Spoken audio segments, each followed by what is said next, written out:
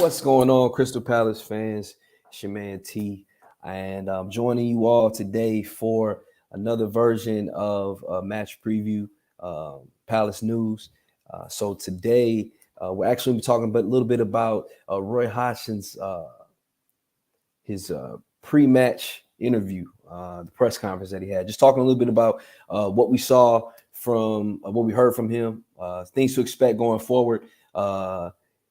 Things that outlooks and the things that he had. So first of all, starting out, the thing that stood out number one to him was injuries.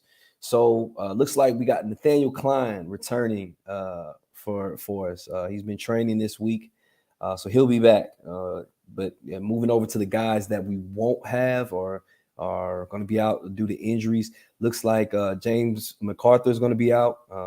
Didn't disclose the issue and what it may be, probably related to the injuries that he's been dealing with most recently. James Tompkins picked up an injury in training, so he's going to be out, a muscular injury. I think it has to do with his hamstring. Not sure how long that's going to put him out, but we all know how muscle injuries work. Also, Hamada picked up a knock, not a muscle injury, he said, but a knock. And he's actually going to have a fitness test today and also be assessed tomorrow prior to the match. So looks like we have one guy back in Nathaniel Klein, as well as a few guys out with the likes of James Tompkins, James McArthur, and possibly Hamada. I'm speaking about that. I'm kind of sad for Hamada. I'm hoping that he can be healthy because, with McArthur missing through injury, that might give him a chance to actually make the squad and get a chance to maybe get on the field. Unfortunately, we haven't had a chance to really see him on the pitch since Vieira left. So would love to see him get that chance. Unfortunately, for him, got that knock, but luckily he has a fitness test coming up, and hopefully he can find his way back. After that, I know they got into talking to him, asking him about the new hire for Sam Allardyce, and Roy being Roy, he's always diplomatic, very he speaks well about everybody, seems like, but he was happy for Sam Allardyce, but at the same time, he did recognize that in him getting the job, somebody else loses one, which is, I think, was it Gracia in this situation? I can't remember, but, what's going on, Mike? How you doing, man? Happy tuning in. Shout out to everybody that's tuning in, man. We wouldn't be anywhere without you all. We love you all tuning in each and every time we go live, anything pre-recorded on YouTube. But if you're tuning in right now, don't forget, like, comment, subscribe just below, man. It does a lot for us as far as the algorithm is concerned. We are building just for you all, just to give you all an understanding of how much you all support us, man. Every single time we're dropping a video, man, we're seeing thousands of views on every single video we're dropping, and that's all due to you all. So we appreciate all the loves, all the views, all the likes, all the comments. Keep it coming for sure. Big up, Ty. What's up, man? How you doing, buddy? So the other thing that he talked about was the idea of what Sam Allardyce said about how Pep isn't above him, about how above him Klopp isn't above him.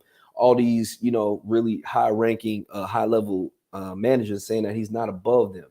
And I think that the media was really trying to get Roy to, jump out and comment on it. But, Roy's been around for a while and he wasn't biting on that. But I think what he was being diplomatic about and saying is that, for two guys like him and Big Sam that have been around for a long time, they've seen a lot of things.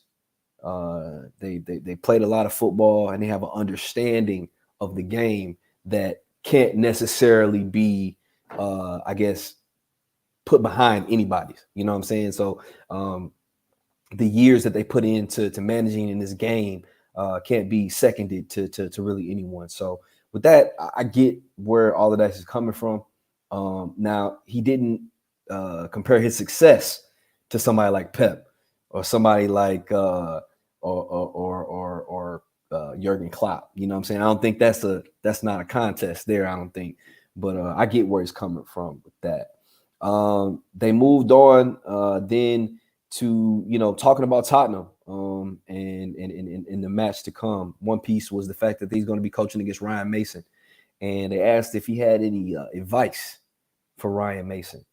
And Roy was like, that's you're treading a slippery slope, throwing out advice to anybody because you don't understand anybody else's existence and how their things with coaching is going. But he's like, I just tell him to enjoy it, taking it in every day and love what he does. And I agree with Roy there. It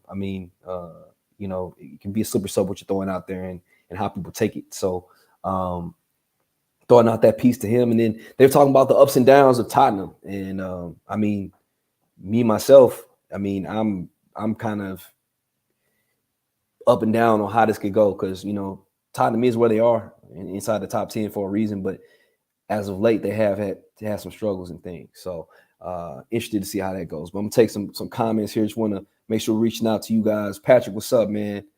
He said, I will say it here first. Roy is a winner tomorrow. Sign him up for next year. We all know that Patrick is on the Roy train big time. My man went out and got the Patrick. Patrick went out and got the glasses like Roy. We all know that he's, Roy 100% now. Comment down, chat, guys, what you think on that piece. Should Roy be back for another year? Do we feel like the performance that we've seen from him to this point is befitting of him being asked to come back for a whole another year? Me personally, I think I would let Roy move on. Not necessarily to another managing thing. I'd like him to stay on maybe in some type of counseling or consulting role with us. Really appreciate his depth of knowledge and everything. But I don't know, for me, I want to see Roy kind of go out, almost like, walking off into the sunset. I think right now he's in a position where he's gotten us safe. So he's done his job really quickly. And, we as Palace fans, we could have a situation where he leaves and we only got good things to say about him because of what he did for us. It's kind of going back to what Henry said a while back. Live long enough to see yourself become a villain. You know what I mean? If we keep Roy around for too long, inevitably the team will go through some changes, some slumping issues, maybe deal with some losses and things. And then we see the whole fan base start to turn on. And I wouldn't want that for Roy. You know what I'm saying? He's done a great service to us to this point. So I would love for him to just go out on top, man. Speaking of Henry, what's up, man? When am I going to see you at Selhurst? I need to meet you in person, bro. I'm hoping to come to England and to the UK and to London to catch a match later on this year. So next season, but hopefully in the fall, man, is what I would want to do. Come out and see everybody, be amongst it. You know what I'm saying? And I'm hoping that Palace does a US preseason too, because I think that'd be kind of dope just to be able to see Palace right here on US soil and then hop out to South London, be able to go catch a match or two. Oh, Palace West Ham ratings. I think we dropped the video. We did drop the video, Oko, so you might want to go back and check that out. For anybody that's wondering, we drop player rating videos usually every Sunday after the match. So lately it's been D and AJ rocking that, and they do pretty good. I know my man AJ is real tough with his scoring, but I think they do a great job of that. So you want to check that out. What up, Aaron? How you doing, man? Good to see you, bro. Happy you tuning in, rocking with us, man. Plague Dinosaur. I think the managers of today would love the experience and the knowledge that the older guard have acquired. And that is the exact reason why I want to have Roy stay around next year, Plague Dinosaur, because of the fact that type of knowledge, regardless of who we bring in, is going to be healthy. It's going to be helpful to our manager, especially if we decide to bring in a younger guy or a manager who is experienced but maybe not have the Premier League experience of managing. So, I fully agree with you, man. I think it's important for us to have that type of backing. So Mike Gordon says, surely we are due a win at Spurs. It's been a while, Mike.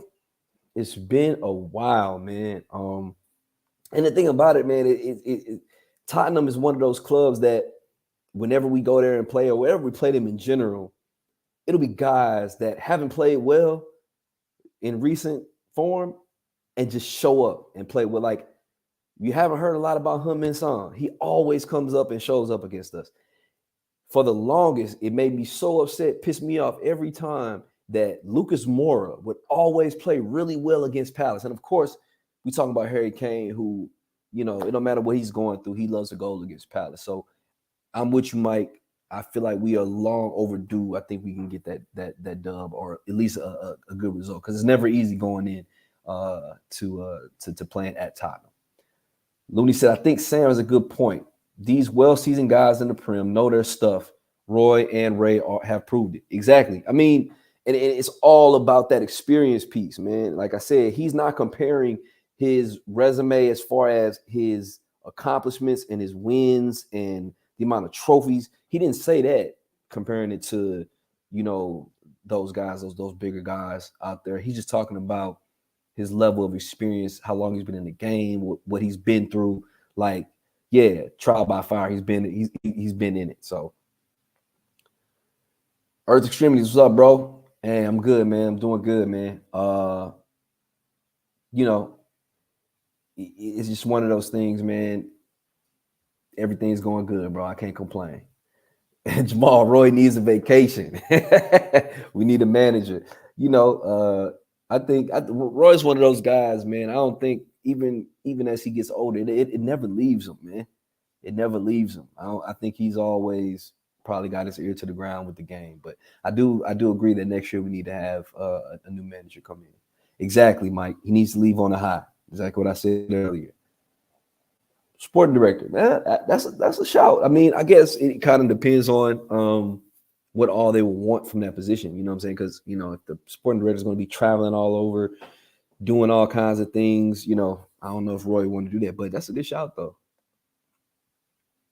Put Roy upstairs. Let him support our next manager. Agree, totally, Ty. Appreciate that, man. Love Roy, but let the poor man retire. We won't let him go, man. Roy can't go nowhere, man. We can't let him go. I think we need to move on to the next chapter. New players coming in. Good for him to go out on the bang. Job done. We look to the new generation of players and managers. Yep, exactly, man. I think as we continue to build, continue to bring in more quality players, it's just the progress. You want to see us progress to newer heights and doing more things. Experience is everything. Just ask yourself, have you got more knowledge than you had 5 to 10 years ago? And exactly, if the answer isn't yes, Geico, it's a problem. If you haven't found yourself learning more, experiencing more, taking more in, and having more knowledge than even the day before, it's a problem. Big problem. The reporters try their best to catch Roy out, and he's very smart, and they know it too. And you know what, Earth? Part of it is, like I said, Roy, that's his experience. Roy's been around, man. He understands the trap questions, the leading questions, the ones that they want you to bite on. They want him to come out and really try to be very specific or call somebody out or give a headline or something. And I'll say Roy has always done a good job of not giving them that material. Which U.S. team is closest to Baltimore? That would be DC United, Plague Dinosaur, which actually Benteke plays for. So Christian Benteke is actually on DC United, which is the closest one to Baltimore, like the DMV area. So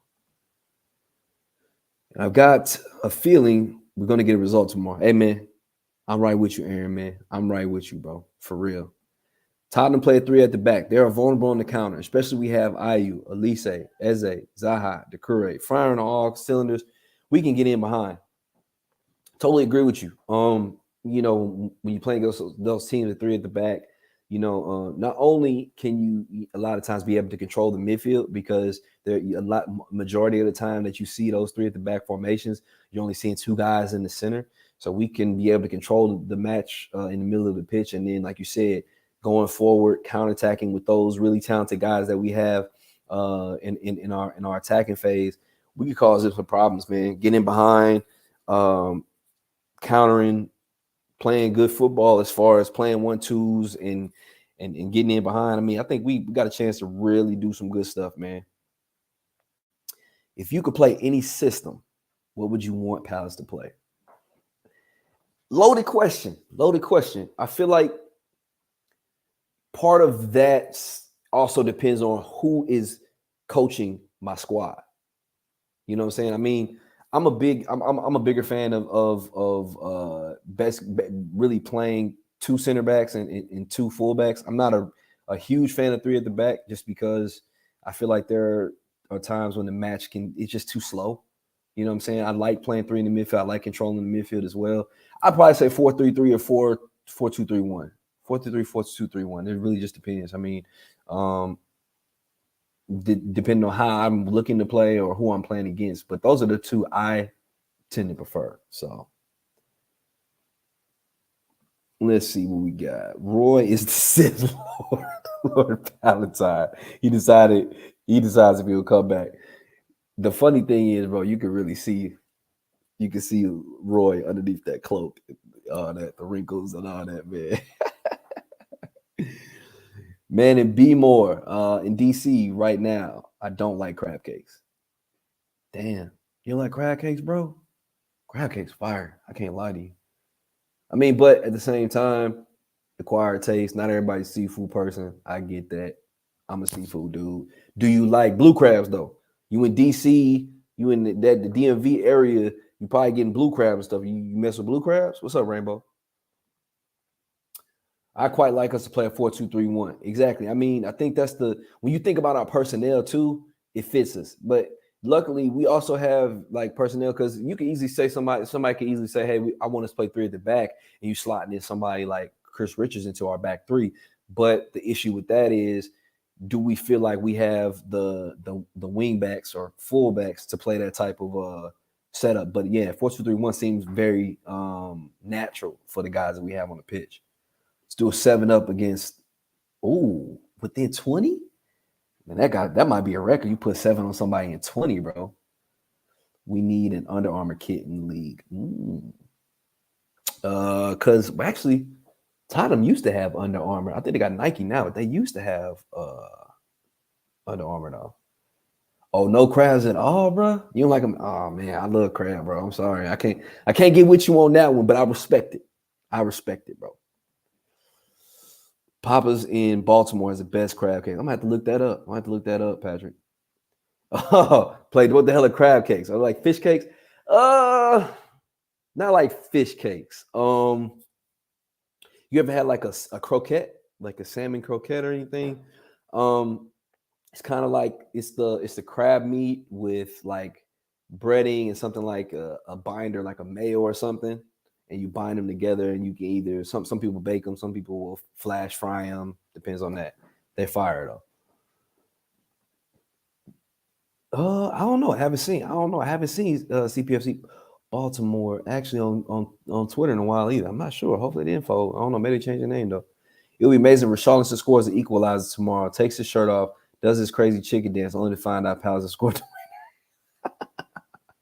Yeah, exactly. Because we all know Richarlison hasn't been doing a lot of scoring this year, so who knows? He might end up giving us something nice. We're due a win at Spurs once again. AY, I feel you, bro. I agree. So, from what you guys saw in the press conference with Roy, was there anything else that stood out to you guys? Anything that he talked about, especially when it comes to Spurs? I mean, it sounds like they're pretty much full strength as far as their squad is concerned. But I mean, we'll have to see. I mean, like we talked about, they're not on the best of form, but you know, they're a solid team. They always seem to play well against us and come out and do big things. So we definitely need to make sure that we come out and do our thing. I think that's the one thing about us, man, that I really want to see something different is just us come out and play well from the jump. I think me and D talked about this a few times last week before that. It's just like, you know, out of those first, now we had 6 matches. Out of those first 6, I think we only played really well in the first half and maybe one, maybe debatably 2 matches.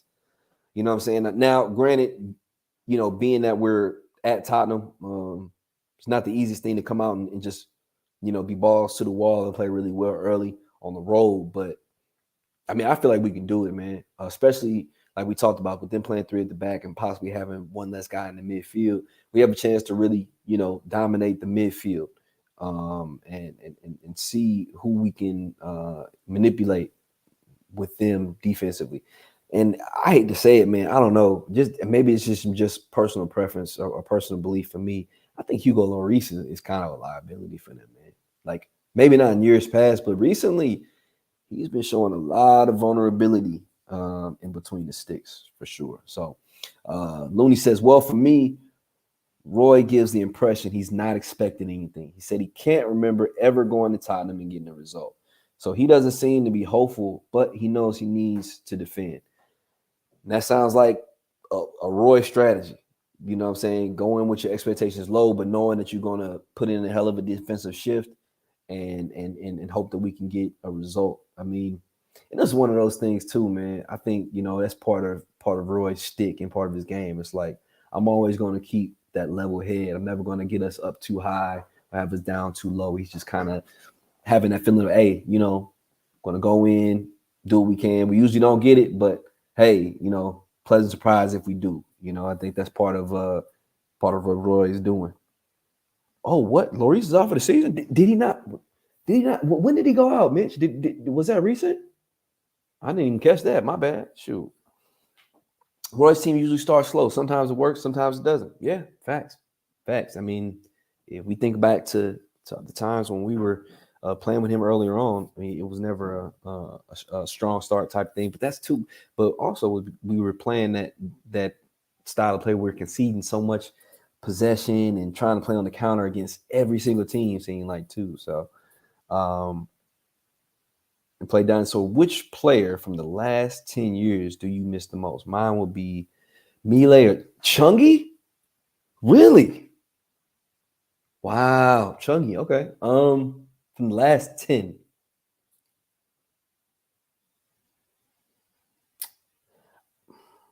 I gotta go with Yohan Kabay, man.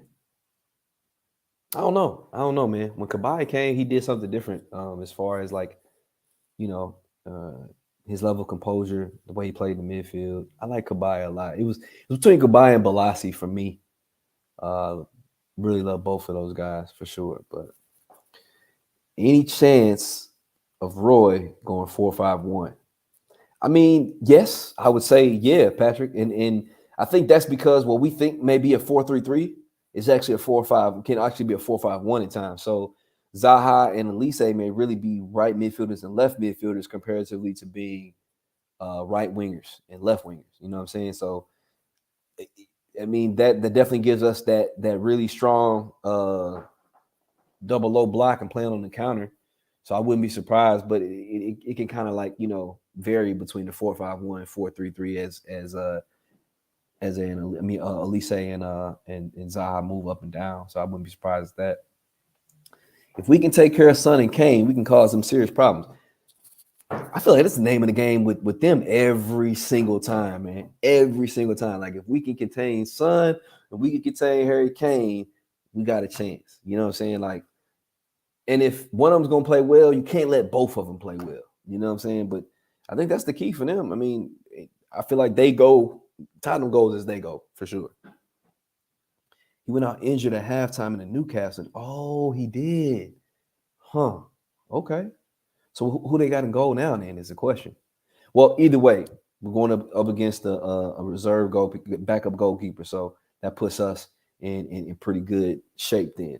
So before I sign off, man, because we headed towards time, and I appreciate all you guys rocking with me, man.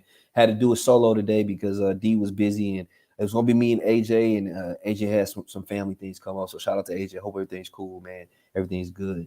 But as we all say, as we all know, man. Hey, for all y'all that are out here watching right now live, thank you so much. Appreciate you guys being in here conversating with me. Happy I'm not here by myself. And for anybody that's going to be watching on YouTube after the fact, make sure you like, you comment, you subscribe. For any and everybody that's out there, man, we always want to make sure that we're promoting the channel, letting you all know that we got great content coming up. We got the match review happening tomorrow, usually about 30 minutes after full time. And then Sunday, we'll be doing the player ratings, and player ratings be usually released on Sunday, if not Monday at the latest, getting that out to you all. I can't wait to connect with you guys, man, when I get to London, bro. For real. I'm really really looking forward to coming there and connecting with you all, getting to see Sellers Park and and walk the streets of South London, man. Really, really looking forward to that for sure, man. Geico real quick said, hopefully Amada will pass his fitness test. We'll get to see some minutes. Yeah, man. That's what I was saying in the beginning, man, for sure. Like, I really, really hope he gets his opportunity, man. I think he was kind of a victim of circumstance with the change in the managerial thing, with Roy coming in and having a specific job to do, coming in with 10 matches and needing to get safety.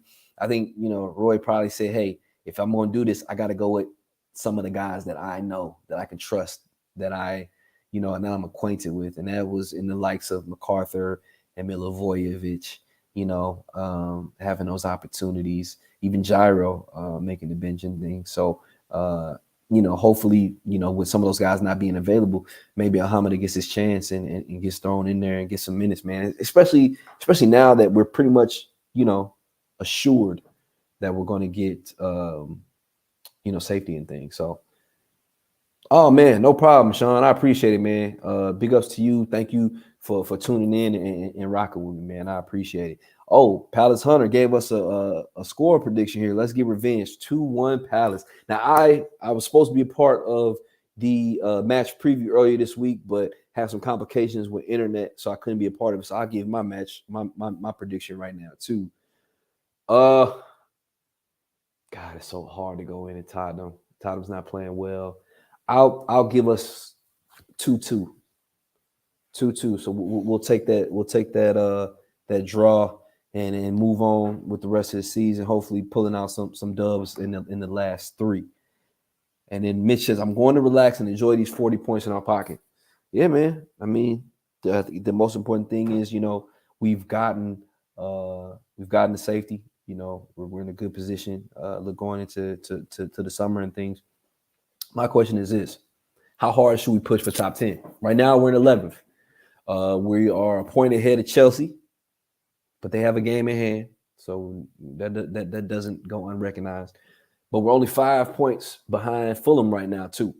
So are we looking at pushing the top 10? Should we be looking at? I feel like we should always be looking up. We should always be trying to get as high as we can, especially because we're talking right now going into the summer, and we constantly talking about how much money we have to spend in the windows and stuff.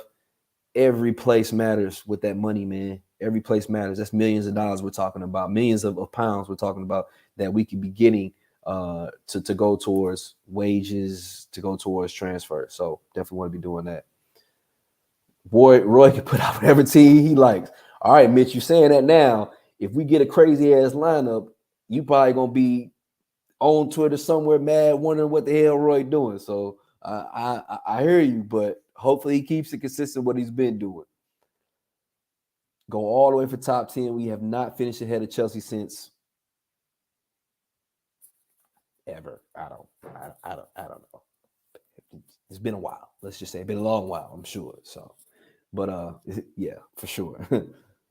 I want to win the game, but it's not like we need to be conservative and hope to nick a point. So we go for it, lose, no big deal. Okay, so just playing a more open, expansive style from the beginning, maybe not necessarily sitting back playing counterattack. I'm cool with that. We're going to keep our foot on the gas. Not sure about catching Fulham, but I love to finish above Chelsea. Yeah, man, that's a big statement, especially with how much Chelsea has spent this year. You know what I'm saying? All the money that they put out and put on all these guys and stuff only to finish below Palace. You know what I'm saying? That's something that our fan base would stick to for a while. And, that means y'all would have those bragging rights, those talking rights over Chelsea fans all the way through the summer, pretty much. So, hey, I'm all for it. As long as IU is on the right, I'll be happy. Hey, I'd be surprised to see IU on the right the rest of the year, to be honest with you. Unless God forbid, Elise gets hurt, man. I feel like that's Elise's side at this point, man. That's his. You know what I'm saying? You can't doubt the production. You can't take that away from him. And IU's look better on the left and through the middle to this point, to be honest with you. So I'm right with you on that one. But I'm going to wrap this up, man. I appreciate all of you, man. Don't forget, like, comment, subscribe to Back of the Nest. We appreciate you all.